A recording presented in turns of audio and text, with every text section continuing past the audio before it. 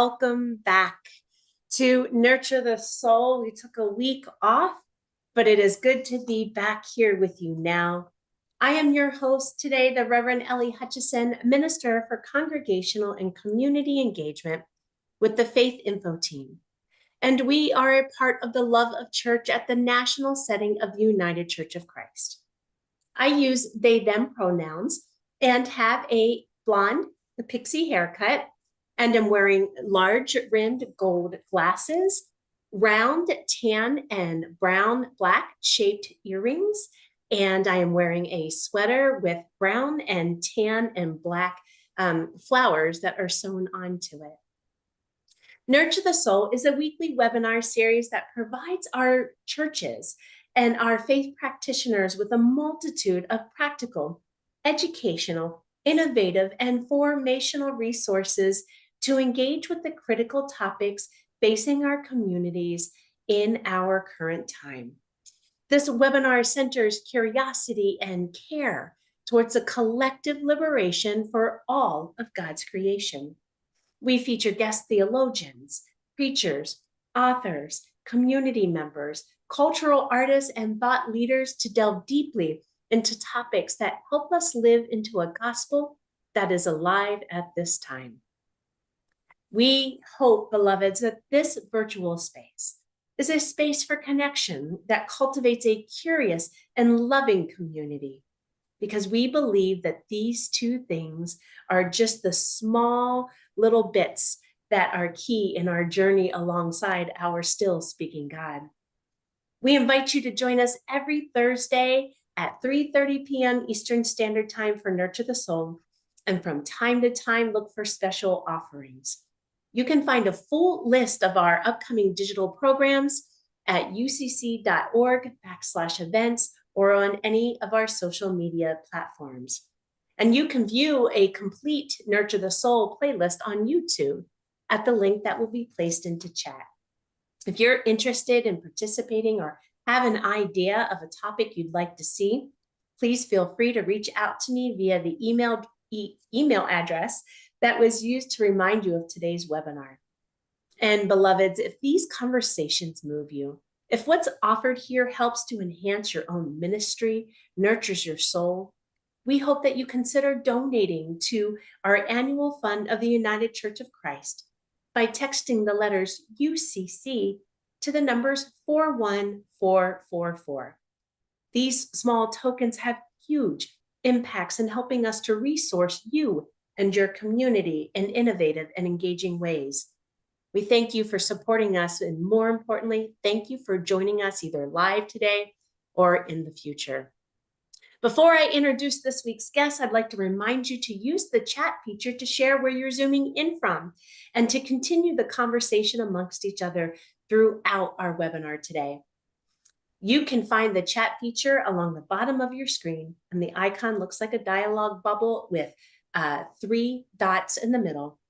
And of course, as always, we invite you to use the Q&A feature as well. If you have a question that arises, we will have an opportunity at the end of the webinar to get into some of these questions. And if we don't, either our guest today or myself will get back in touch with you if you send us an email. You can use that Q&A feature at the bottom of your screen. It's a dialogue bubble with the question mark. Unfortunately, I'm going to be so engaged in conversation with our author today, I won't see the chat, so I won't see your question if you post it there. So please remember to use that Q&A feature. Today's webinar is a part of our Reading into the New Year webinar series. At the start of last year and now this year, Nurture the Soul has partnered with Pilgrim Press and others to highlight books that have come out in the last quarter of the previous year or are forthcoming. We have an exciting list of topics and authors this year to highlight, and that includes today's guest, author and pastor Robert Grigg. And today we're going to be delving really deep into this amazing book, Wild Coin Hunting, The Recovery of Joy While Living with Depression. Bob, I have goosebumps, and it's not because I'm cold, although I am a little chilly. It is just, I have been waiting for this conversation, I think, since August. when we first touched base, something like that.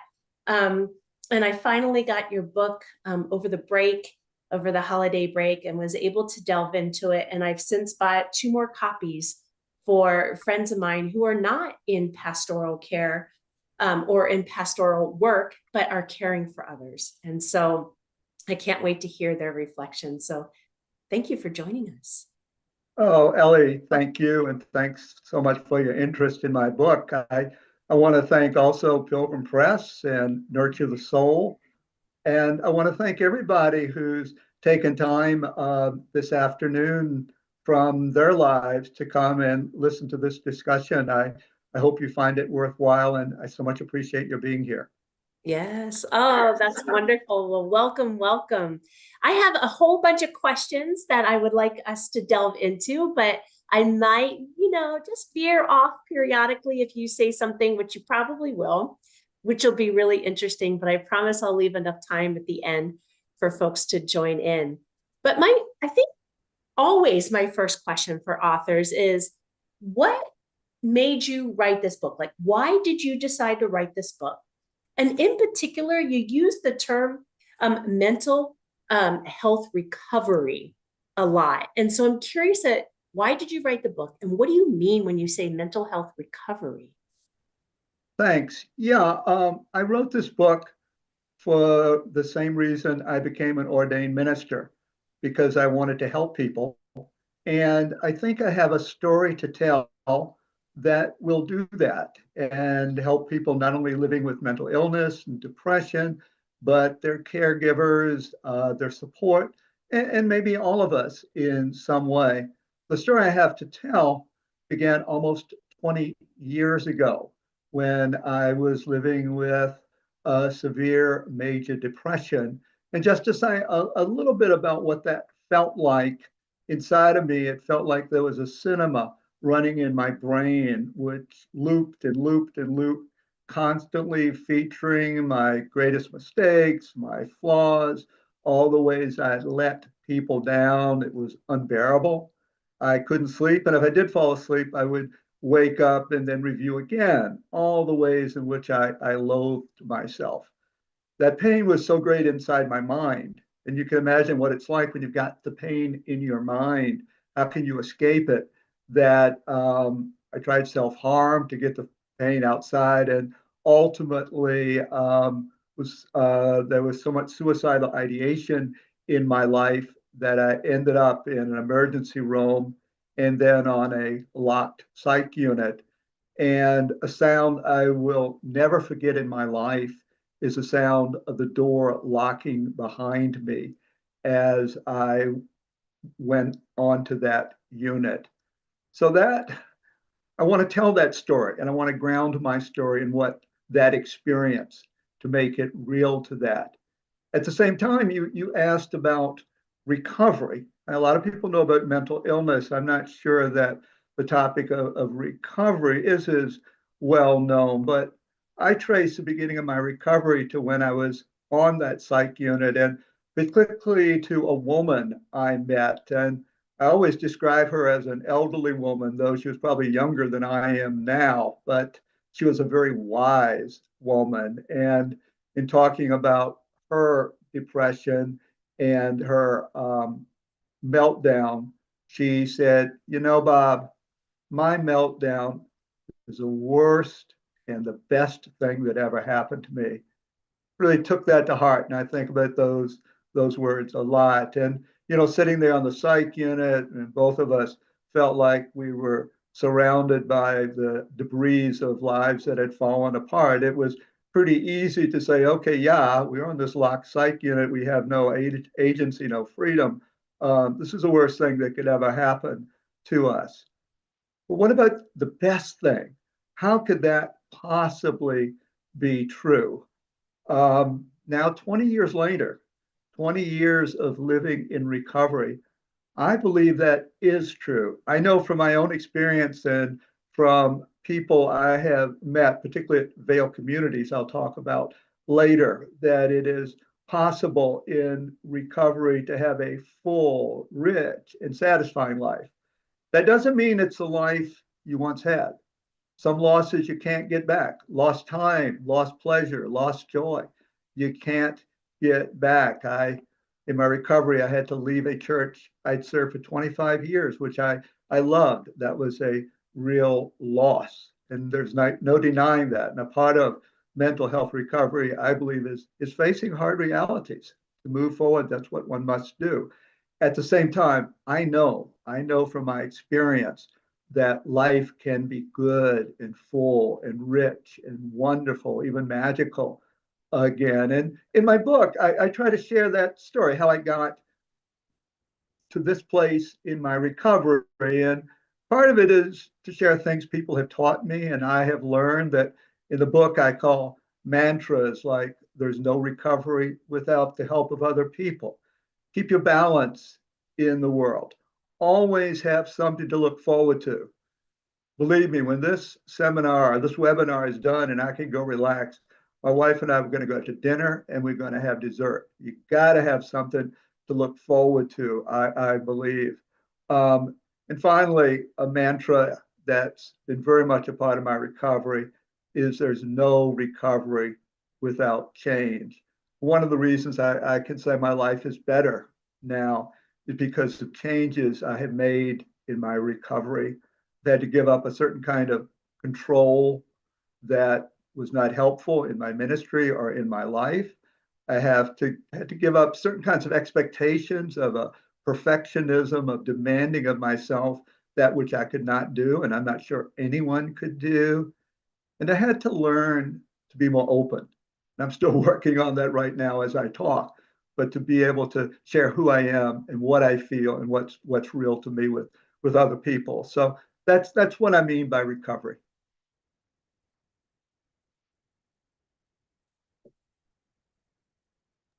As I'm on mute, I don't know why I mute myself because I'm always so quick to respond. I want to come back to that term recovery, but with something you said, in your book, I see you say, telling my story and practicing self-acceptance are recovery skills I've been working on since my first hospitalization. I was reluctant at first to talk about myself in group therapy in the hospital, too exhausted to make things up. Mm. I was afraid they'd make fun of me if I were honest. Other patients were telling the truth about their lives. These were hard truths about what had hurt them. In comparison, my story felt trivial and boring, a story about a waste of opportunities most of them had never had. I think I circled that and I, dog-eared the page. That's how I notice something that somebody writes that impacts me, and I want to get into that a little bit later, but you've been really cultivating the skill set to learn how to tell your story, whether it be through this webinar today or through writing the book and all of the various conversations you've had since. And I want to thank you for that. I want to thank you for holding on to that and not letting that go and knowing how important it was and is for people. So thank you for that. Oh, you're welcome. I want to come back to the term recovery. And this was a question that we had pondered asking, and I don't know why it didn't make the final cut. This is my bad. But recovery to me also goes to the title of your book, Wild Coin Hunting. Can you talk a little bit about wild coin hunting? And even on page 8 in your book, you say something that alludes to that. So what does recovery and wild coin hunting have to do with one another? I'd love to talk about that. Maybe I can give a little bit of background because to me, a big part of mental health recovery is the recovery of pleasure. And as my recovery started with my conversation of Anna in terms of self-understanding, I think my recovery in physically started with the recovery of pleasure. And I will never forget the first breakfast I had on the psych unit when they served bacon. Now, I have to say, I'm not an advocate of bacon. We don't have bacon in our house or any of that. I'm not sure it's good for us. But the reality is that bacon tasted good there on the psych unit. And the reality is that I had not known pleasure for a long time. And the taste of that bacon was maybe the first thing that gave me hope. If I can enjoy the bacon and it tastes good, maybe there's pleasure in my future. Psalm 34 says, taste and see that the Lord is good. And I think about that a lot, that Yeah. basic, simple pleasures. And another pleasure is the wild coin hunting that I write about. And the backstory there is my psychiatrist in the hospital told me, Bob, you're burning up with adrenaline. You need to get more exercise. So I took that to heart and started taking daily walks.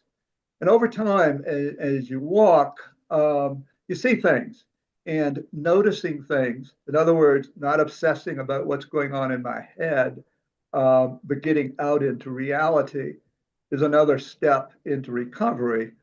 Also, begin to appreciate creation and the beauty of the earth. Well, one of the things is, as you know, if you walk along, particularly in urban areas where I live, every once in a while you're going to come across a coin that somebody dropped. Rarely might come across a bill, but you'll find coins. And, I pick them up and not think much about them. But over time, that got to be a deal with me. I started keeping records of them and thinking about them. And I have so many stories in the book about wild coins. And then it evolved into a hobby where I created my own little rule set of what coins are domestic, coins you would find in your house, like in your bedroom, where picking them up, that's housework. But what about coins on the street? They're wild. Well, that seems true. But what about those in between cases where they're maybe in your yard or on your driveway, or you live in some apartment or group housing and you find them in a common area? Wild. What about coins you find in your church? Do you feel good keeping them? And I not only had a lot of fun creating the rules, a lot of pleasure because I was playing with it. But at the same time, now when I go to church, I'm always having people come up with what they hope is some counterexample. So we can have some discussion and you can continue to develop the rules. And one other point I want to make, because it's so important to me, is that whether you're talking about enjoying bacon or enjoying wild coins, pleasure, joy doesn't need to be hard. I think there's maybe in our country an emerging mindset that to be happy people, to feel good about ourselves, we need to be really wealthy and have lots of stuff and have people envy us. And I'm trying to make a point. To be a wild coin hunter, you don't need anything. This is not, about using metal detectors. This is just about walking out the door. It's an all are welcomed hobby. And if that sounds like the United Church of Christ, that's quite intentional. And it's a hobby that you can enjoy without spending money, and you can have pleasure without being wealthy, just doing it. And I think that is so true. And I think that is important for us to learn. And I think that's helpful in enjoying the lives that we've been given. Yeah, I appreciate that. Thank you. And I feel like, when thinking about recovery, and the way that you describe it in the book and the way that I've heard, in my own circles when we talk about recovery, is how much it is about being in the moment. When you talk a lot about letting go of the past in a way, if you want to find pleasure, again, realizing it may not be that lost time, that lost relationship, that lost job, that lost moment. And that's there, right? But recovery, and in particular, the wild coin hunting, is about being aware enough in the moment to notice something. And I think Yeah. so much of our society pushes us away from the noticing or from being in the moment. And I think that the way that you talk about recovery throughout your book is about being in the moment, about noticing, about connecting and building stories, magical stories around objects that you may never know their story, right? I remember back in the not too long, oh wow, I'm really dating myself. Maybe it's 20 some years ago now, when quarters came out with state quarters.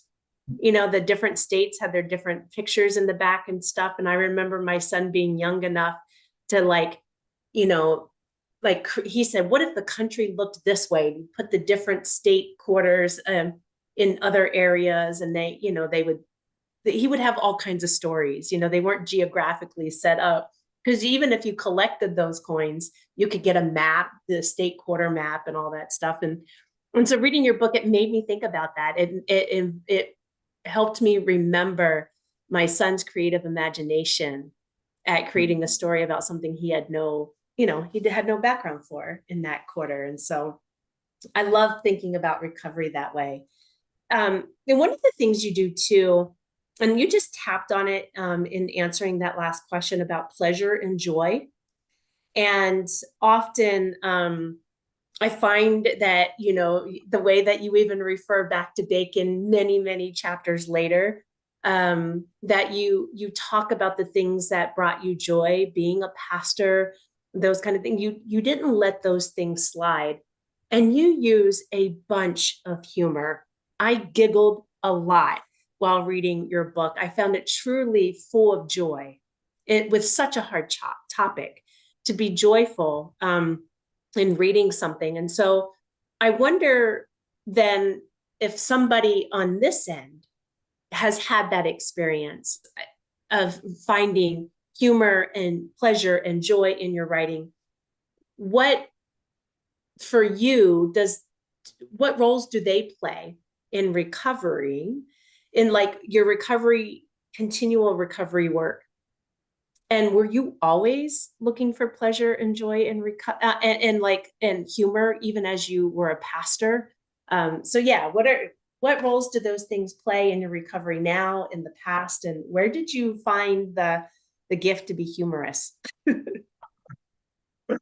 Uh, Thank you, Elle. If I ever do a book tour, I'll take you with me. I love the way you talk about my book and the way you've gotten so deeply into it. I really, really appreciate that.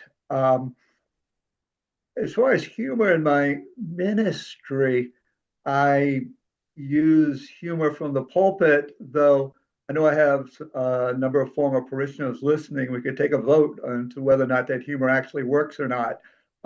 Might be a close call.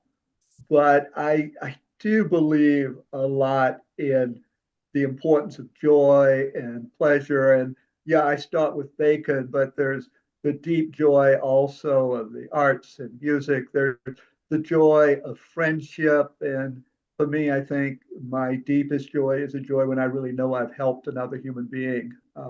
The what that is like is so nourishing and life-giving. I think that's true for all of us. I believe in laughter.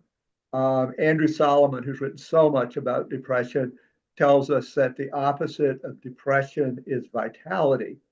And vitality, I think, is so much about joy, about laughter. I think about being in church and the need to celebrate, to have joy and laughter, to get our energy together. So we go out the door, we can do the work we are called to do as in the United Church of Christ. I mean, to seek justice and peace and do God's work in the world. That's hard work. We know that, and the energy and vitality that can come from being joyous, from embracing life, from being happy in worship, to feeling God's love in that way, I think is essential for us as we seek to survive, particularly in such a time as this. Yeah, yeah, such a time as this. That's powerful. You know, and I think, you know, you had said in your book, I love childish humor. I have lots to say about the role of humor in the recovery of pleasure. And I also have much to say about the importance in mental health recovery, being your authentic self. And so When did you realize,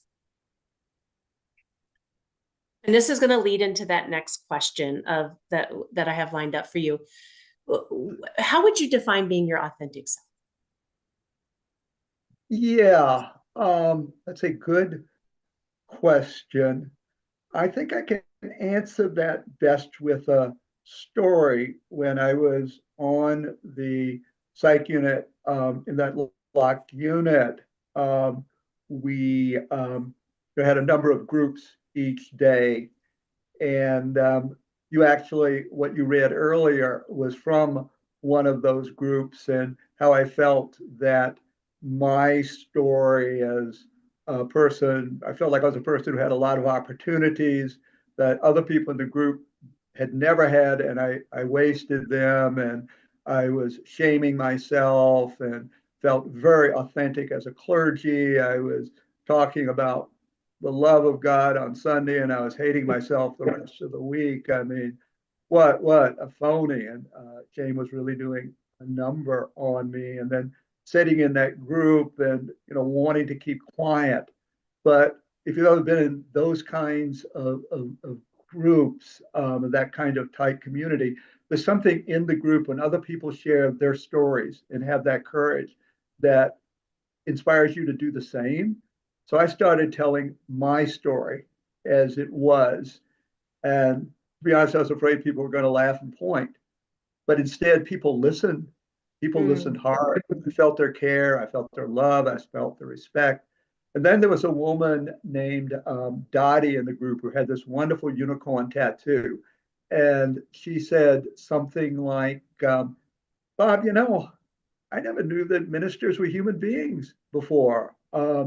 If I had a minister like you, I think I'd go to church. You know what? You're human just like the rest of us. And when I think about authenticity that you asked about, that experience with Dottie, that was such a gift to me.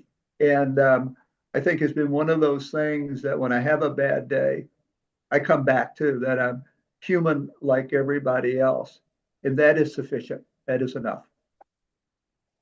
Yes, I love that. And I want to say that I love that you had said in one of the chapters, I was worth helping.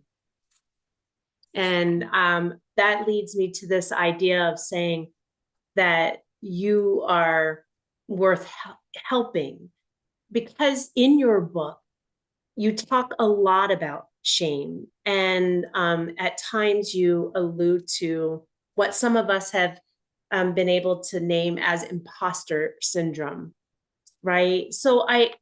For those of us that may be living in a space where today we feel good, or let's just not even go a day. This morning we felt good.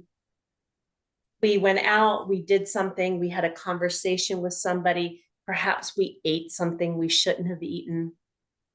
And then the shame kicks in. Oh, I said I was going to do this today. I said I was going to be kinder today. I wasn't going to eat bacon today, and I was a jerk in the car, and I ate bacon while I was in the car being a jerk to somebody, whatever it is. So how how do you see and understand shame and or the imposter syndrome now that you are on this level of your recovery? Yeah, shame is something that so much a part of the worst times in my depression. When I think about shame, I think the best definition I ever read, with shame, it's not that you've made a mistake. We all make mistakes, but shame is that you are a mistake, that you yourself are, that you have no value, that you're worthless, that the world would be better off without you. Brene Brown talks about shame as being so totally exposed. So all of yourself is seen and all of it is rejected. When I think about shame in my own recovery, I think how fortunate I've been for almost the last decade now to be part of Vail communities in the Twin Cities. To say a little bit about Vail, we're a part of Clubhouse International, where there are clubhouses, about 350 throughout the world. We uh, develop our programs according to certain standards. Shame is isolating. It keeps you shut in. It makes you not want to see people. Veil is about the opportunity to break through that isolation and that shame, to come into community, to be a part of community where you're accepted for who you are and valued as a human being. Um, Shame and indeed mental illness can so often deprive you of any sense that you can accomplish anything, that you have any agency, that you can make a difference. Veil communities tells you just the opposite and shows you just the opposite, that you can make a difference, that you're important, that you do have agency. At these clubhouses, we have 3 in the metro area here in the Twin Cities, they are run by the members. People who come to Vail aren't patients, they're members. We have meetings, decision-making meetings, where they make the decisions on how the clubhouse is run. When I see shame evaporating in a community like that, and I see recovery and joy happening in a way that is inspiring to me and has been extraordinarily helpful to me, and my gratitude for that community is unlimited. And I trust that for all of us, we can find that some kind of a community, be it at church, a place we volunteer, where we can feel that we are being valued and that we can make a difference and that we have agency in the world. I think the mental health of all of us would be greatly enhanced when we have is greatly enhanced when we have those kinds of connections. Yes, I agree. And I'm looking at I'm looking at your book. I'm trying to find the one place where you talk about community. I have it outlined here somewhere, but you speak a great deal about the Vail community and what they were able to do. And I think what I enjoyed while reading that was the descriptions that you provided about the people that were there, and thinking in particular about the one woman who spilled her drink, and how you went and this wasn't the Vail community, but this was in the hospital setting originally, I believe, right, where, and it extended into the Vail community. You would share an interaction that you had with a person, and then you would share your reflection of what that meant to you, and then how that actually connected you to other people in that space that you hadn't quite interacted yet.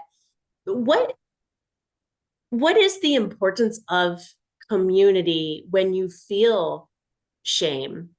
What is the importance of community when you feel like your stories? I think I read that quote earlier, when you felt that their stories were far more important than your stories. How were you able to identify community when you felt shame and imposter syndrome? Like, can you share something from your book or another story that you may have from that particular Vail community, that interaction with somebody that made you go, oh, this is what community looks like for me at this moment? I have one story from Vail that just popped into my mind.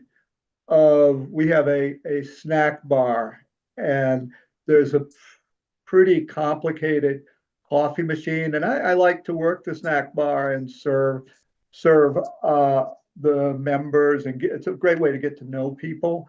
But the coffee machine was a little bit beyond me. I am amazingly low tech, and I was having a lot of trouble. And a woman half my age, different race, different in every way society would say different is, she came over and so kind, so gracious. She taught me how to work the coffee machine.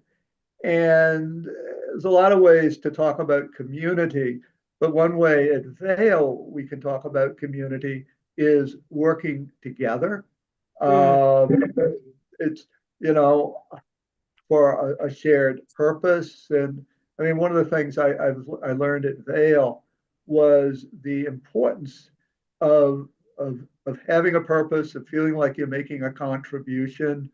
At Vail, we have something called a work order day, where each member is invited to do work to help run the clubhouse. And a number of our members, based on what we've learned to do as work in the clubhouse, can go work in the community. And what that does for one's self-esteem and self-worth and value is amazing, for people to see that happen. But I think community, uh, created by working together, is such a strong, genuine way to have community. Yeah, you were around it even if you didn't want to be around it. Mhm. You know, Well, that and go ahead. no, I was just thinking, people inspire us, don't they? People teach us. See other people working, it encourages us to work. Just like when I was in the hospital, the courage of other people in those groups to share their stories finally gave me the courage to share my own. It wouldn't have happened if I'd been there by myself, because there's no recovery without help. Yeah, yeah, yeah. And you talk about that a lot. Like other people help you see alternative options, help you make the best decision. I find myself talking in a number of circles where I'll hold my arms out, horizontally, and I'll be like, and I'll move my arms back to the furthest point that I can see in my peripheral. And then I'll be like, look at how much space that I can't see in myself, but you can. I need help. Those are the spots in which my vision is not full and I need help. And that has helped me realize that I have spots that I can't see. And be humble enough when somebody can see something. And that's hard, right? When we're being told something about ourselves that we didn't know, it's hard a little bit to know that and hope that that comes with the best intention of kindness and love and not judgment and shame, right? Exactly. And I mean, what you just said, I think is so true. I mean, oftentimes I think this is so true of mental illness. You feel like you walked into the corner of the room and you're stuck. There's no way forward. You have no flexibility. You have no options. This is the way it's going to be forever. And then sometimes you just need somebody gently to take their hand and turn you around so Yeah. you can see out into the room and realize that in fact you have lots of options and lots of choices. You can move forward. But again, you need somebody to give you that initial help because you can't do it on your own. Yeah, indeed, indeed. We have a question that came in the chat, and I will get to that in a little bit. But I want to invite, and thank you, Bob, for that. I want to invite others. If you have questions that I have not asked that you are curious about, please feel free to put that into the Q&A feature, and that can be done with that bottom of your menu of your screen, or the menu bar that has the dialogue bubble with the question mark. Curious. Let's bring it back to faith. We are here at the United Church of Christ. And I'm going to be, I might say something offensive, and perhaps maybe it is intentional. Faith practitioners, religious folks don't do well with mental health. So, and yes, that's a broad statement. A lot of us traditionally at some point in our lives didn't do well with understanding our faith and our mental wellness, our mental health. And so I'm curious, what role has faith played in your recovery?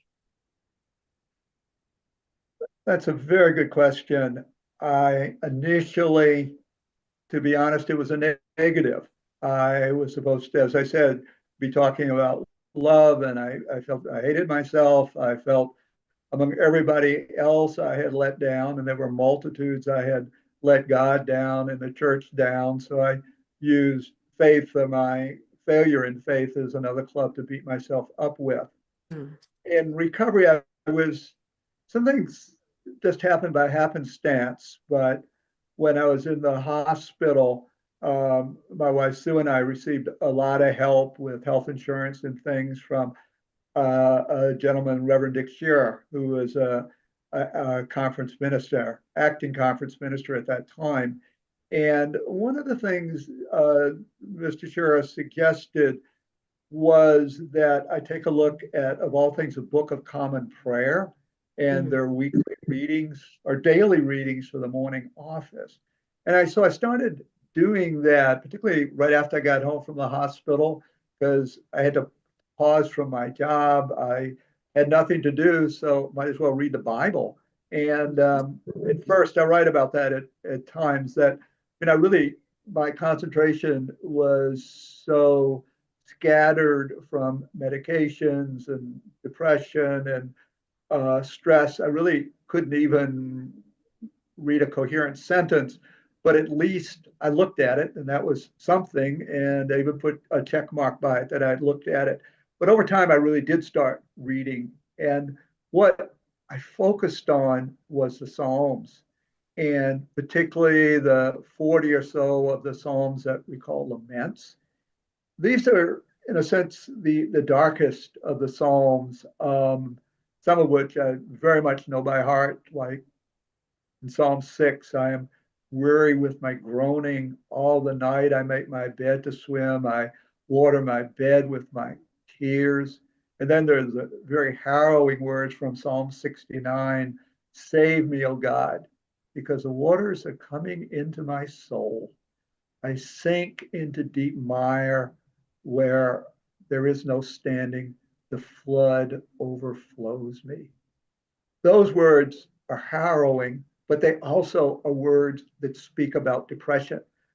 It was like the people who wrote those Psalms 3 millennia ago or whatever, they understood me. They were writing about how bad it hurt. I mean, being in a swamp, being in the mire, feeling overwhelmed, feeling stuck, as we've been talking about. That felt like depression to me. I felt like I had been seen and seen by those who wrote that part of the Bible. How could I be stigmatized, which so often happens with mental illness? How can I be a subject of stigma when I'm right there in the Bible when they're talking about how I felt? And that experience of finding those words 20 years later now still is like the hard, rock solid base for my faith. And I build on that. And one of the ways I build is to say, okay, this faith is honest about how much one can hurt, about that reality. I think I can trust it when it's telling me that things can get better. There's that wonderful line in Psalm 30, weeping may endure for the night, but joy comes in the morning. The psalm is honest about the weeping. Okay, I can hear the joy. I can begin to trust that. And from there, it can build up into all about the faith. And because it's the end, this is from the weeping to the joy is another way to talk about life, death, and resurrection. I mean, the very, very heart of being a Christian person. So that's the way faith has worked for me. It's interesting if my clergy colleague had not told me about the Book of Common Prayer, if I hadn't started reading the Psalms, I'd probably be in a very different place. And as my parishioners who are listening can say, I do not hesitate to preach from the Psalms, and pretty much can be assured that if I'm going to be in the pulpit, they're going to hear something about Psalms sooner or later. But that's where my passion is, and so that's what I like to talk about. I love that. There's so many, for lack of better term right now, there is so much or so many answers that can come from Psalms for sure. I want to hold off on our final question that I wanted to ask because somebody else in our viewing audience have asked it. And so I want to get to some other questions because I think that'll be a good closing one. And thank you for all of what you've been open to share today, Bob. Thank you. Do you believe that someone who may have long-term, perhaps even from early childhood depression, do you believe that they can have recovery? And I know you allude to this in your book a little bit, but I'll let you answer.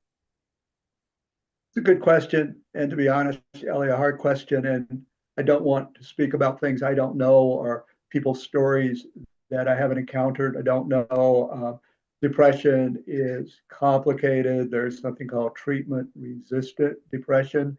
But also, and this is getting beyond what I know anything about professionally, but I mean, I do know that there's constantly new treatments, new ways of caring for folk. I believe passionately in science, and we should keep learning all that there is available for treatment for people living with mental illness.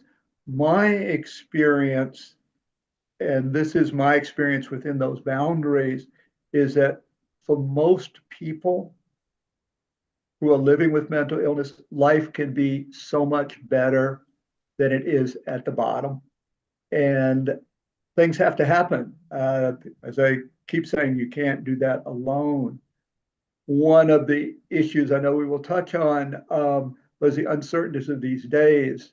I know at Vail and in the hospital and other places, I met so many people living with mental illness who are also struggling with issues of secure housing, of food, of medical care, and who are making it, who are recovering because of various federal and state programs that are allowing them to live their lives and become yet again contributors to society and productive folk. Um, those programs need to stay in place and, if anything, be enhanced. If something happens to change them, if that is done in any way that's heedless or thoughtless, it could be disastrous for people's recoveries. So I have to share that fear.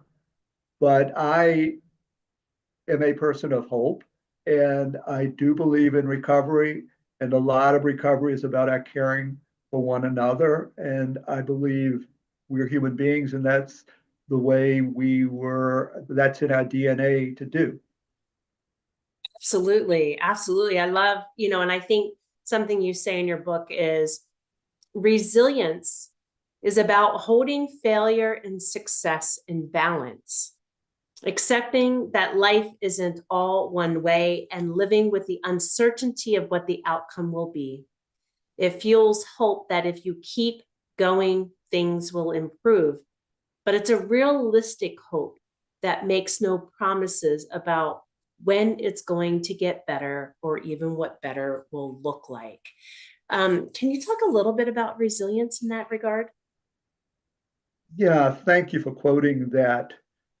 To me, resilience is one of those things that's a key to recovery. I I can talk about wild coin hunting and resilience. The reality is that when you go out and hunt wild coins on any given day, you're not going to find anything. I play around with myself as a professional wild coin hunter and give myself all kinds of playful ego boosts about my ability as a wild coin hunter. But even for me, most days I don't find a coin. So what keeps you going out looking?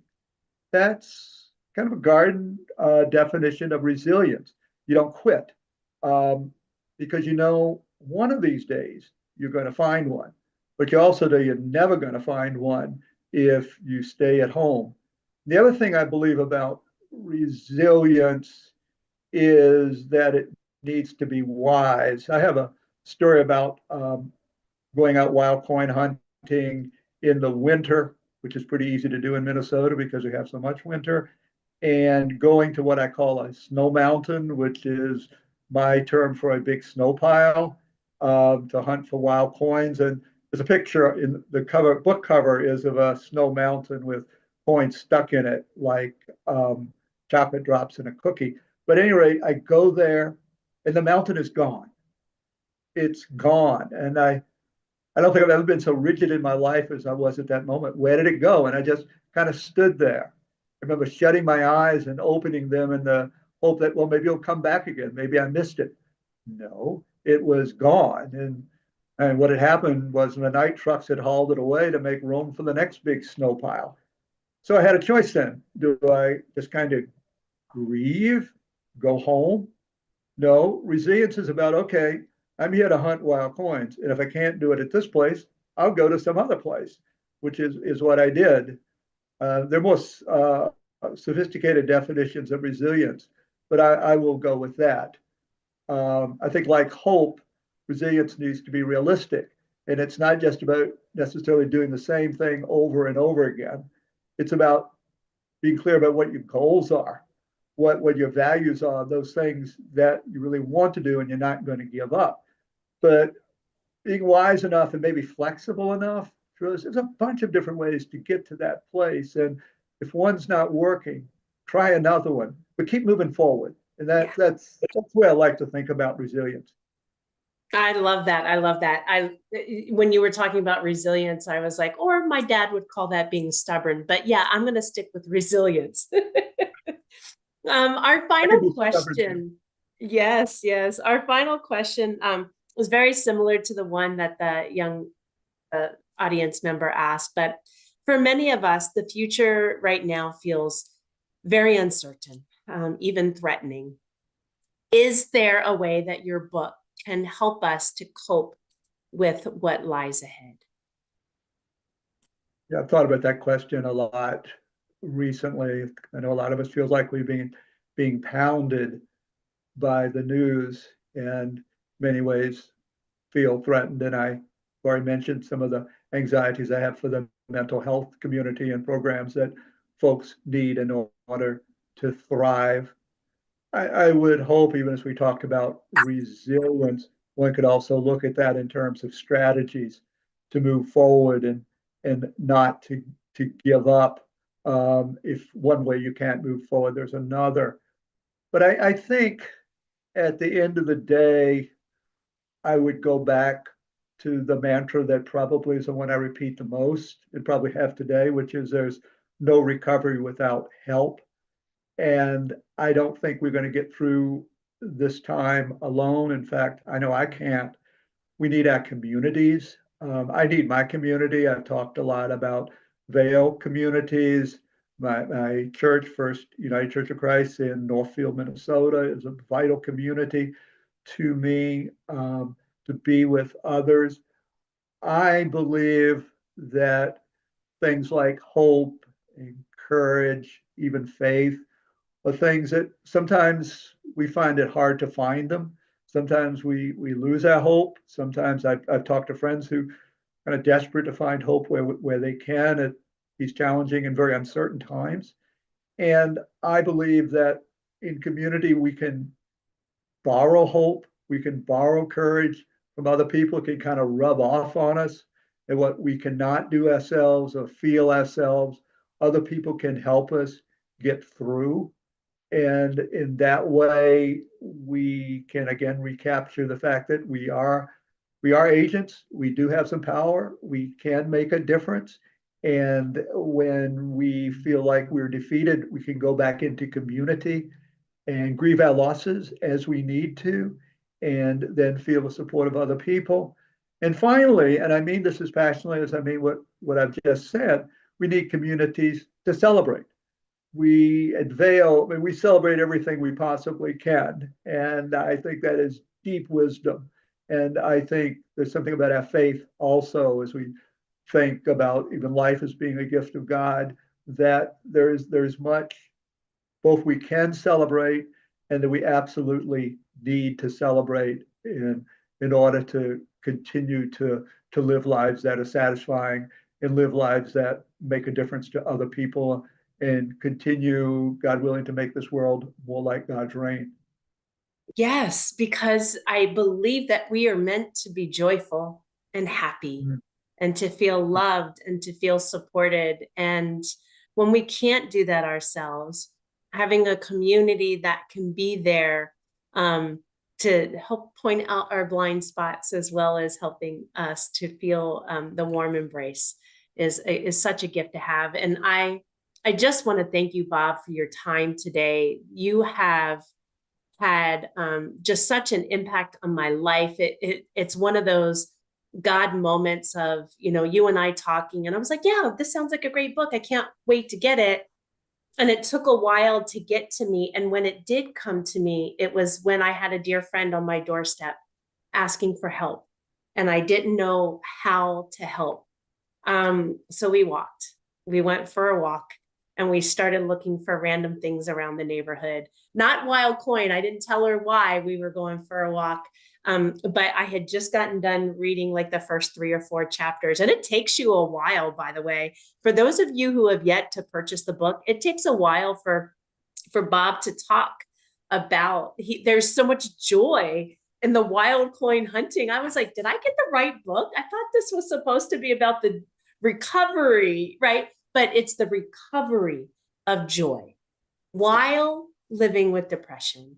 And it was just that God moment. You were able to help me better understand how to help my friend at that moment. So I'm grateful for you. I'm grateful for the many books there. I invite you, if you can, to open up the Q&A. You can see someone said, I've read your wonderful book and earlier ones too. And among the things I've enjoyed and appreciated your conceptual analyses, where your philosophy degree has come through. And then they go into a long, beautiful description using words that I don't know how to pronounce. And so I invite you to go ahead and open up the Q&A as I give our benediction. But before I turn it over to what's next, to letting people know what's coming up next on our Nurture the Soul schedule and giving a benediction, are there any final words or thoughts that you'd like to share? Thank you, Ellie, and thank you for your last story. Again, it reaffirms why I wrote the book, to help people, and to the degree it helped you with your friend. I'm so grateful to hear that. And I just have to say, if you're walking through the neighborhood and noticing things, you're just one step away from becoming a wild coin hunter, Ellie. So I look forward to hearing about your adventures as a wild coin hunter in the future. And I just want to thank folk. I want to thank people again who've taken time out of their lives to come and listen to this webinar, and again, hear me talk about something that I care so much about. Thank you for being here. Yes, thank you all. And you can purchase the book at Pilgrim Press. You can go to your search engine and type in Wild Coin Hunting, the recovery of joy while living with depression at Pilgrim Press, or you can shorten that whatever way. I come from a generation, as I'm typing it in, I'm typing in a question mark, when one of my very young Gen Zer friends said, you actually don't have to type in a question mark in the search engine. It knows your question. So type in your Wild Coin Hunting Pilgrim Press and it'll pop up. I invite you to order it, get it from a local library. I invite you, if you don't order it from Pilgrim Press, to order it from a local bookstore. Let's not keep giving the billionaires more money when they absolutely don't need it. That's my plug for anti-Amazon. I'm sure I'll get in trouble for that, but whatever it is, I want to thank you all for joining us. Bob, what a gift you are to so many. Thank you for your vulnerability. And thank you, beloveds, for joining us live, or if you are joining us watching this later, please share it with somebody who you think could benefit from the conversation today. Beloveds, you are a gift, because it is through you that I am. Tu eres mi otro yo, you are the other me. We look forward to being with you all again on Monday, January 27th at 3:30 p.m. Eastern Standard Time for a special offering. And that special offering is with the Reverend Dr. Dietra Wise Baker. And the program is called What's Next? Illusions and Realities of Christianity and Politics. Our What's Next series began prior to the 2024 election and will continue into 2025 as a special offering. And it's designed to help educate and support the big questions for our faith at this moment. The series is specifically curated to push back on political ideology and political divides that has become this nation's religion. To live into the still speaking God, where we are of embodiment of who and what we are called to be to one another, whether it be spiritually, faithfully, culturally, and or lovingly, during a time where we are being pulled apart. in so many ways. So, Bob, thank you again for your time. And beloveds, I offer you this benediction. Beloveds, go forth in full mind, in full body, knowing that you were made to be joyful, to be filled with pleasure, to be loved, and then to do so with others. Invite them into the spaces and invite yourself to be in community, even when you don't think you need it. So go forth, beloveds. Know that you are loved. Know that you can find wild coin hunting or little puppies in random places and let yourself laugh. Thank you. Amen and ashe. Goodbye, beloveds. Thank you.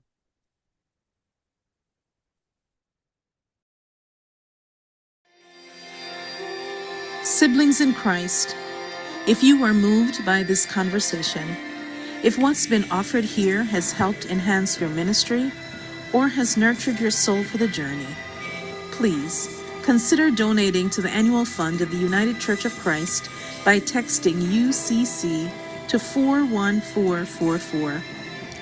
Your support will help to provide programs like this, which are an essential part of our ministries in the United Church of Christ. Thank you for your support. Be blessed on your journey and know that you are not alone. We are holding you in prayer. Amen.